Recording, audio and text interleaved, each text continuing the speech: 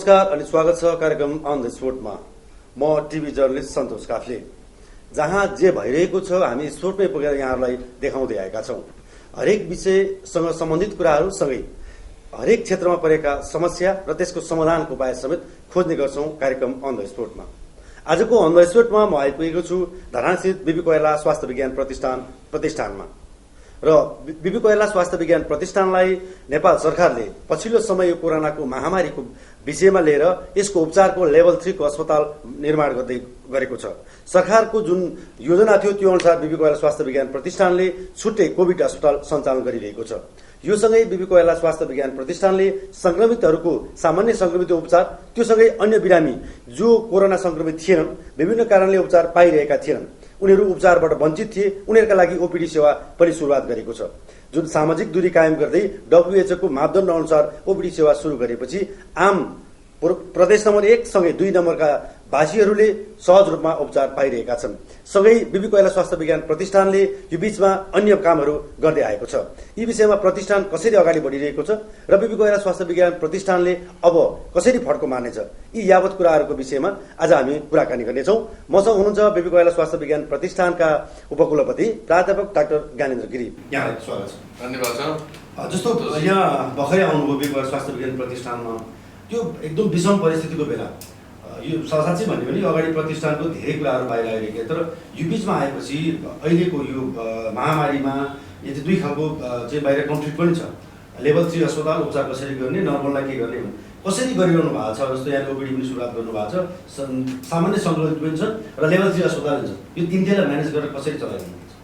म यो लकडाउनकै बेलामा चैतको 28 गते म नियुक्ति भएर आउँदाखेरि कोरोनाको महामारीको सँगसँगै लकडाउनको परिस्थिति थियो। आउँदाखेरि कोरोनाको कुनै अघिल्लै अस्पतालभन्दा बाहिर आइसोलेसन अर्थात् टाढा एउटा सुरक्षित ठाउँमा कोरोनाको अस्पतालको निर्माण भएको थिएन। जो मैले आएकै जोइन गरेकै भोलिपल्टदेखि त्यसको सुरुवात गरेँ र मैले त्यसलाई युद्ध स्तरमा लगेर तपाईँले सुनेर आश्चर्य लाग्ला कि मैले त्यसलाई हप्ता दिनभित्रमा 100 शय्याको कोभिड-19 हस्पिटल बनाएँ र त्यसको 2 दिनपछि अर्थात् 10औं दिनमा मैले मुख्यमन्त्री शेरचन राईज्यूलाई त्यसको उद्घाटन भन्नुहोस् या अवलोकन गर्नुहोस्, निरीक्षण गर्न लगाएँ। त्यो तपाईँहरू संसारको कर्मीहरूले थाहा भएकै कुरा हो र तपाईँको पनि त्यसमा सामेल थियो। र त्यस परिस्थितिमा लेभल 3 भन्ने नेपाल सरकारको मापदण्ड अनुसार नेपालका 3वटा अस्पताललाई लेभल 3 मा बनाइयो।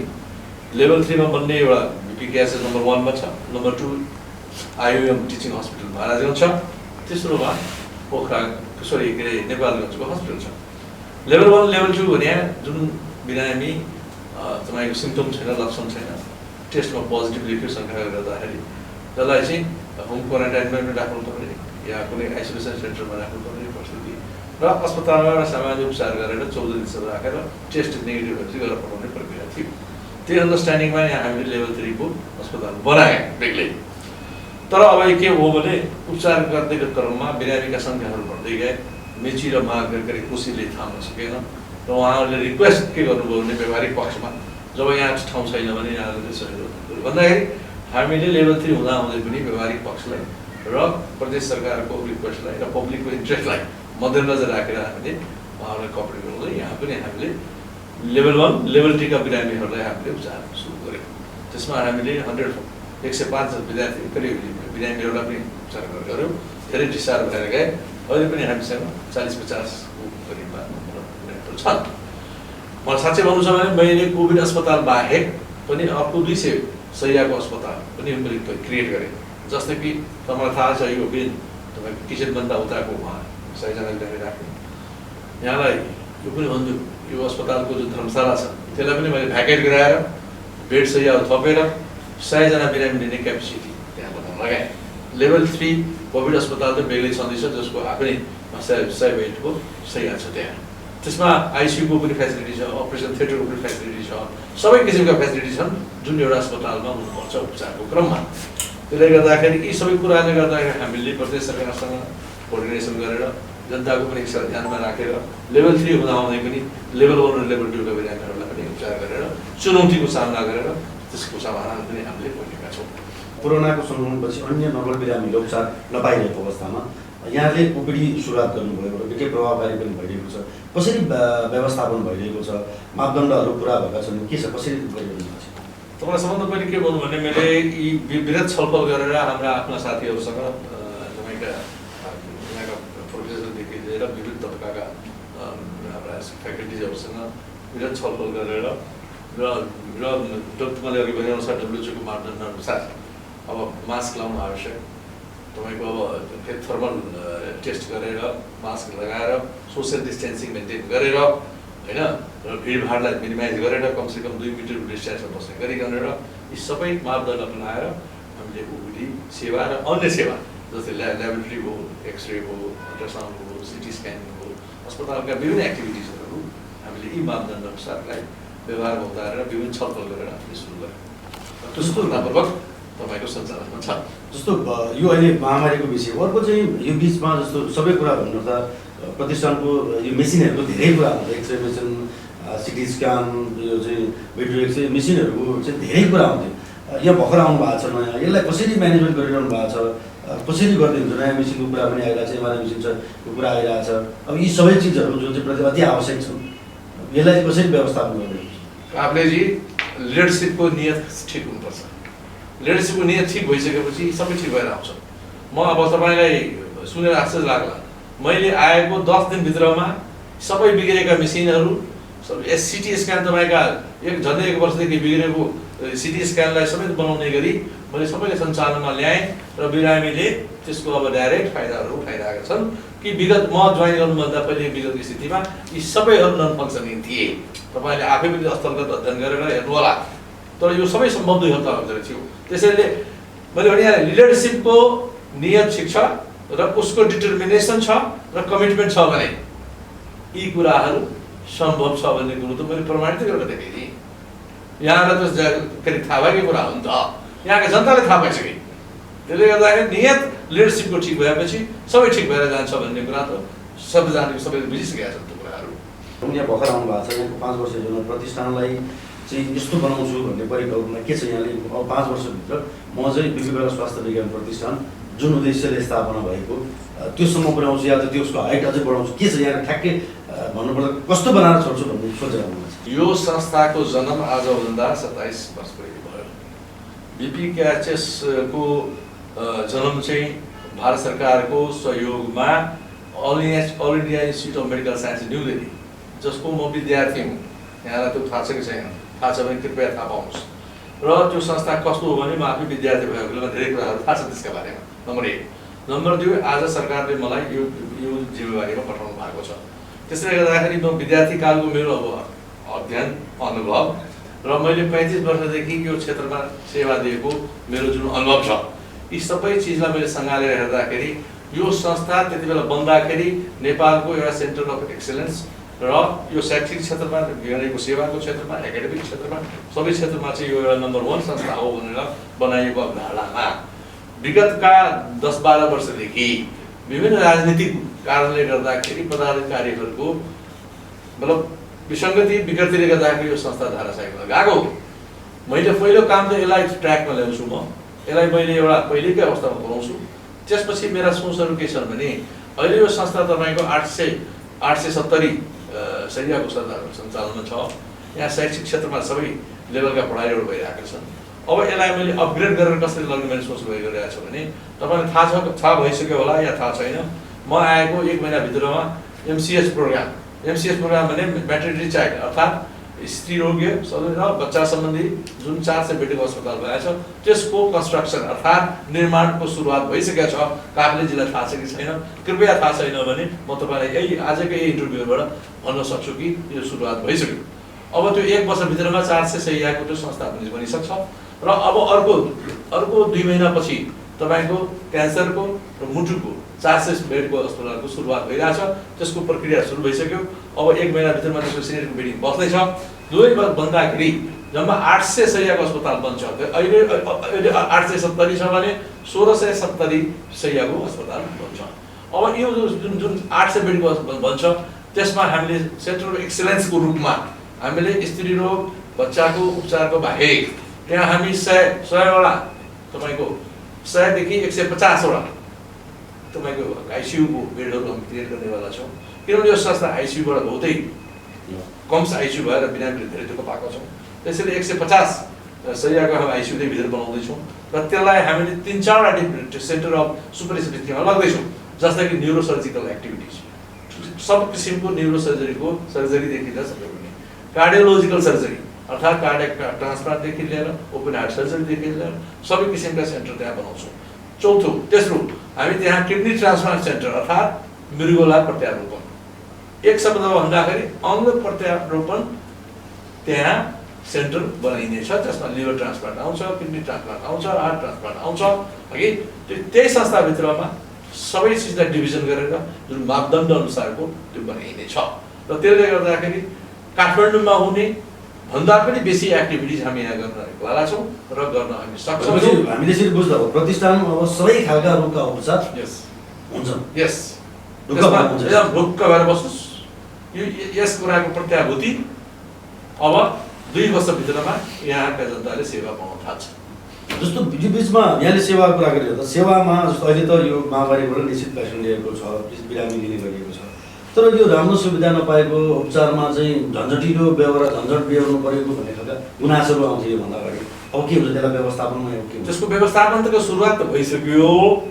यहाँलाई कतिको थाहा छ कि छैन, अनलाइन हामीले टिचिङ सुरु गऱ्यौँ, अनलाइन तपाईँको ओपिडी टिकट बुकिङ सुरु भइसक्यो, अनलाइन बिल तिर्दै भइसक्यो, डिजिटाइजेसन तेल अस्पताल गइसक्यो र यी सेवाहरू पहिले थिएनन्, अब यी सेवाहरू पाउन थालिसके। फार्मेसी केही वर्षदेखि बन्द थियो, फार्मेसी पनि सञ्चालन भइसक्यो। अब खालि त्यसलाई व्यवहारिक रूपमा अप्नाउनु परिरहेछ, त्यसका सबै परिपाटीहरू बनिसके।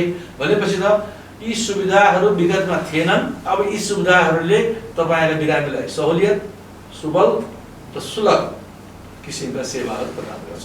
आजको टेक्नोलोजिकल जमानामा डिजिटाइजेसन गर्नु, कुनै पनि अस्पताललाई बिरामीलाई झन्झटबाट मुक्त गराउनु, सरल र सुलभ सेवा प्रदान गर्नु, यो टेक्नोलोजीको हामीले उपयोग गरेर गर्नुपर्नेछ। त्यसले गर्दा भिडभाडको कमी, तपाईँको एपोइन्टमेन्टको कमी, मान्छेलाई महिनौँ अपरेसनको लागि पर्खिने कमी, यी सबै चिजहरू व्यवस्थापन हुँदैछन्। धैर्यता राख्नुहोस्, केही समय पर्खिनुहोस्, यो सम्भव छ, सम्भव हुँदैछ। जस्तो यहाँको मुख्य समस्या भनेको वर्षा अनियमितता धेरै ठुलो समस्या। यो सुरुवातदेखि प्रतिष्ठानको पछिल्लो समय जुन अवस्थामा पुग्यो मुख्य जड थियो। यसको रोकथामको लागि चाहिँ यहाँको पहल के हुन्छ र कसरी सुरुवात गर्नुहुन्छ? अच्छा, काब्लेजी यो क्वेसनको लागि धेरै धन्यवाद छ। बहुत राम्रो प्रश्न गर्नुभयो र म यसको लागि बहुत उत्साहित छु। कुरो के छ भने मैले यहाँ आएदेखि नै मेरा साथीहरू सबैलाई, सबै लेभलका फ्याकल्टीदेखि लिएर मुनिका कर्मचारीहरूसँग विभिन्न मिटिङमा मैले के भनेको छु भने यो संस्था अब सिस्टममा हिँड्नुपर्छ, नेपाल सरकारले दिएको गाइडलाइनमा हिँड्नुपर्छ। म हिँड्छु पहिले, मैले हिँडेपछि अरूले पनि हिँड्नुपर्छ र जो हिँड्दैन त्यसलाई हामीले के गर्नुपर्छ भन्ने कुरो हामीले बुझेका छौँ र कारबाहीको हकदार हुन्छ। र सिस्टममा चलेपछि जब उपकुलपति स्वयं र यहाँका पदाधिकारी सब सिस्टममा चलेपछि सबैले चल्नु पर्नुपर्छ भन्ने मान्यता हो र मेरो आग्रह हो भनेर सबैले रिक्वेस्ट गरिसकेका छु। विगतमा सिस्टमलाई फलो नगरेको हुँदा यी सबै अराजकता, अनियमितता, विसङ्गति र विकृतिका उपज भएका र एक कारणले संस्थाको व्यवस्थामा पुगेको। त्यसैले सिस्टम बसाउनलाई टाइम लाग्छ, बसाउँदैछौँ र यहाँले पत्ता लगाउनु होला यो मेरो 1.5-2 महिनाको कार्यकालमा कि सिस्टम बस्दैछ कि छैन भन्ने कुरा त तपाईँले यहाँका भित्रका कर्मचारीदेखि लिएर यहाँका फ्याकल्टीहरूदेखि लिएर इभन बाहिर पब्लिक कम्युनिटीले पनि थाहा पाउन सकिसकेका छ। त्यसैले सुरुवात सिस्टमबाट भइसकेका छ। सुरुवात अब सिस्टम बस्नलाई समय लाग्छ। सिस्टम बसिसकेपछि भ्रष्टाचार 100% जिरो नभए पनि न्यून भएर जान्छ। यो चाहिँ नन प्र्याक्टिसिङ हस्पिटल तर केही चिकित्सकहरू बाहिर प्राइभेट प्र्याक्टिस गर्ने गरेको कुरादेखि लिएर ल्याबहरू चाहिँ बाहिर सञ्चालन गर्ने, मेडिकलहरू सञ्चालन गर्ने, फार्मेसीहरू सञ्चालन गरेका भन्ने खालका कुराहरू बिचमा आएका थिए र योसँगै यहाँ जोडिए। अर्को चाहिँ राजनीति हाबी छ प्रतिष्ठानभित्र भन्ने खालको बाहिर चाहिँ हल्ला छ। यो विशेष गरी केही सत्यता पनि छ यसमा, कर्मचारी भनौँ या चाहिँ जुनियर भनौँ, एक खालको राजनीति गर्ने जब कि त्यो बिपीको न्यायले दिँदैन उनीहरूलाई, कुनै पनि राजनीति दलसँग बाहिर गएर आबद्ध हुन राजनीति गर्न पाइन्छ, त्यो खालको हाबी छ। त्यसले गर्दा पनि प्रतिष्ठानमा विकासमा चाहिँ असर पुग्यो भन्ने खालको कुरा छ। एकदम सही कुरा हो। त कुरो के छ भने त्यो हिजोका दिनहरू थिए। आजको दिनमा यो एक ढिक्काको सरकार छ। त्यो सरकारले फेयरली आफ्नो के अरे काम गरिरहेको छ। मेरो एपोइन्टमेन्ट एकदम पारदर्शी रूपले भएको छ।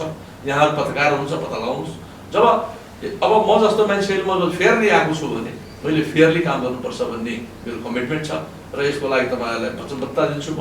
किनभने विगतमा भागभण्डामा आउँथे यहाँ उपकुलपति एउटा पार्टीको रे, रेक्टर एउटा पार्टीको रे, हस्पिटल डाइरेक्टर उसको पार्टीको रे भनेपछि त चार पदाधिकारीको मुख चारतिर हुन्थ्यो, एक ठाउँमा हुँदैन थियो भनेपछि त चारतिर गएपछि विसङ्गति विकृतिहरूको जन्म हुन्छ कि हुँदैन?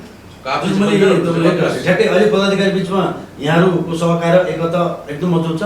एकदम छ। मेरो रेक्टरको बिचमा एकदमै राम्रो छ। हस्पिटल डाइरेक्टर पनि अब काम राम्रै गर्न थाल्नु भएको छ। अब हामीसँग रजिस्ट्रार हुनुहुन्न, रजिस्ट्रारमा धेरै धेरै छिटै मलाई लाग्छ अब यो हप्ता 10 दिनभित्रमै यसको नियुक्ति हुन्छ भन्ने कुरो वातावरण बन्दैछ र रजिस्ट्रारको पनि परिपूर्ति भइसकेपछि यो संस्थाले एउटा गति दिन्छ र गति दिएको पनि छ र गति अझै बढेर जान्छ। भने पदाधिकारी बिचमा एकता एकदमै राम्रो छ, अहिले छैन, केही समस्या छैन, एकदम राम्रो छ, त्यसमा कुनै पनि शङ्काको ठाउँ छैन।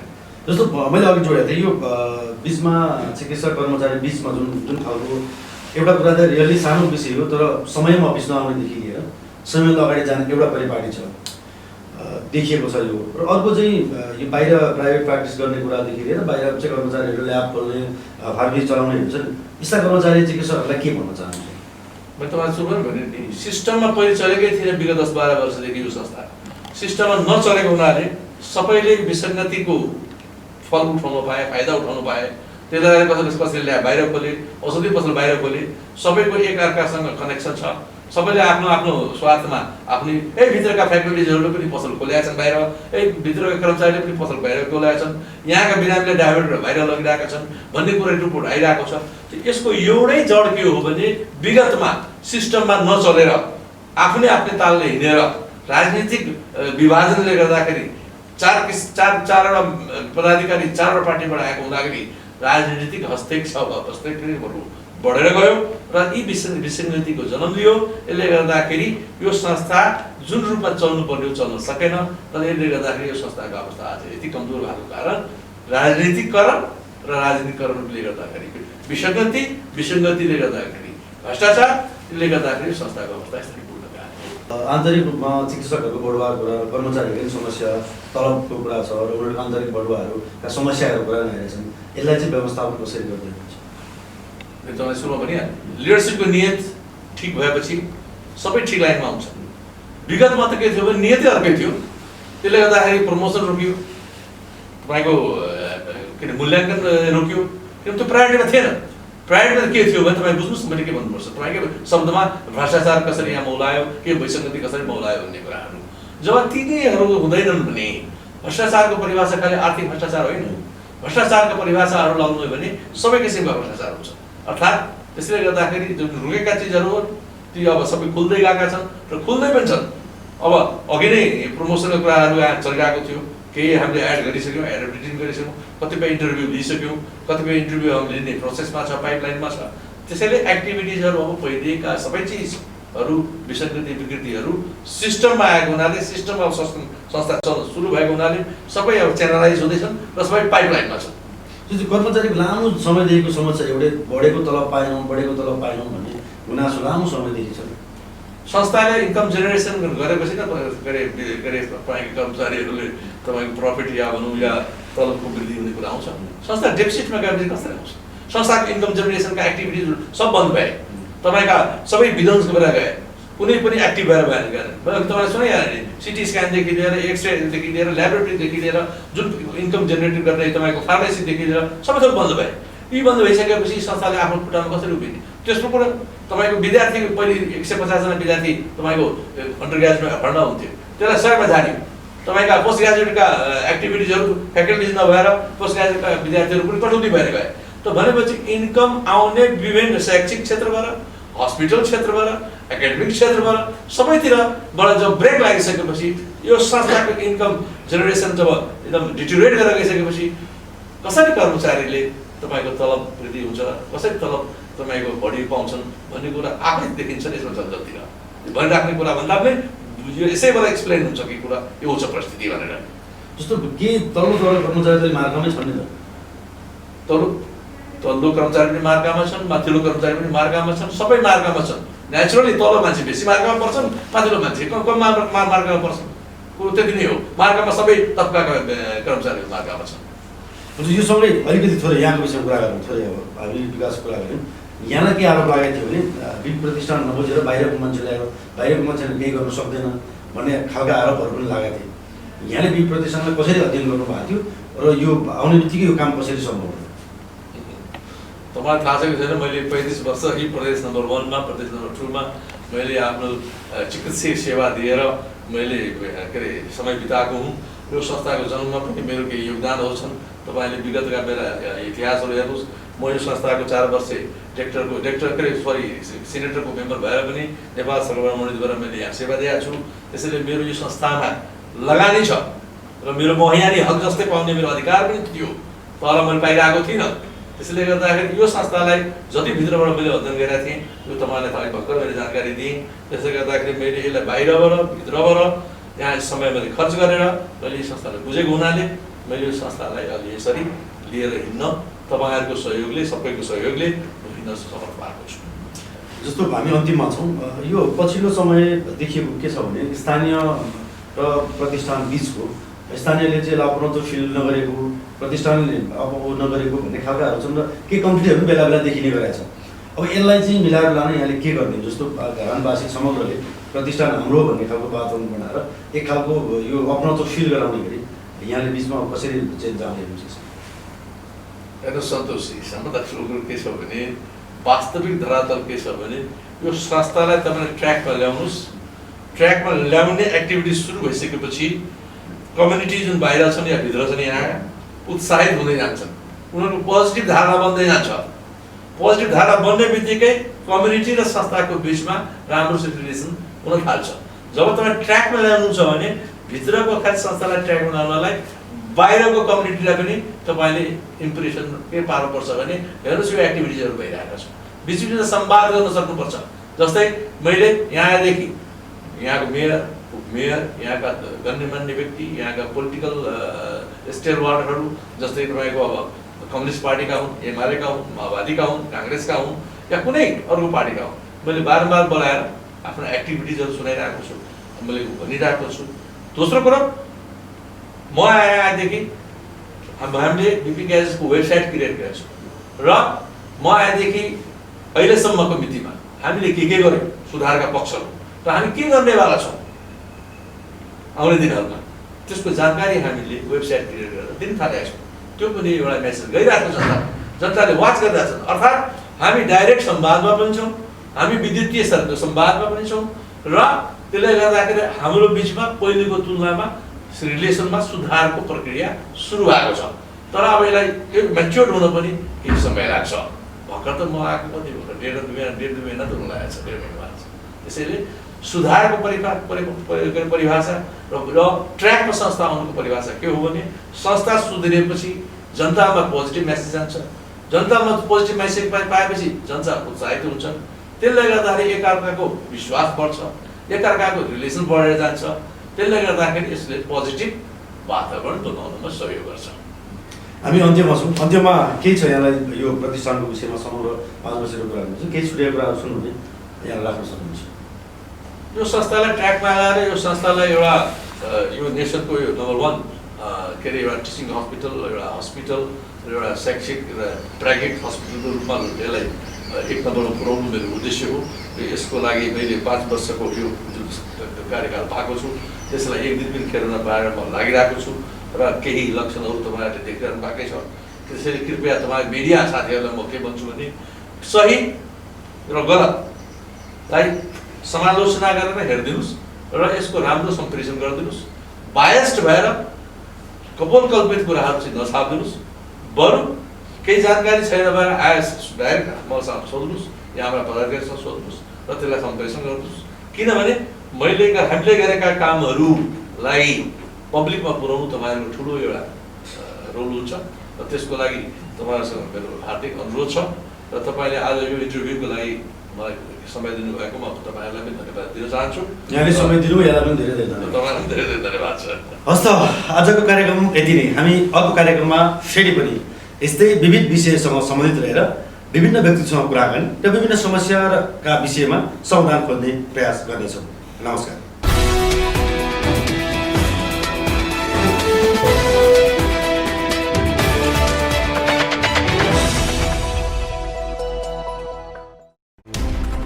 कोरोनाले सिर्जना गरेको संकटमा पल पलका न्यूज अपडेट र हर क्षेत्रको कभरेजका लागि न्यूज 24 नेपाल युट्युब च्यानललाई सब्स्क्राइब गर्नुहोला।